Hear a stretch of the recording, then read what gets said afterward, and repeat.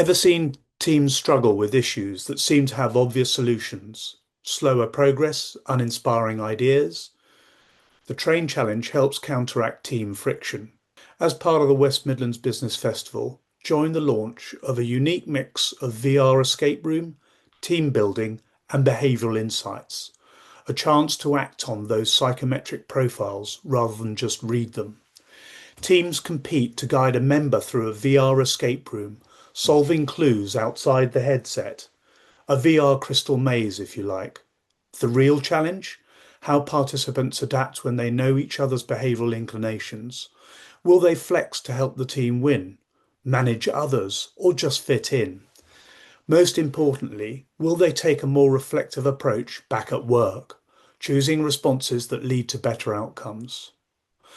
This is likely to be the only time the full train challenge is free. We're seeking organisations for a beta test panel. Register today.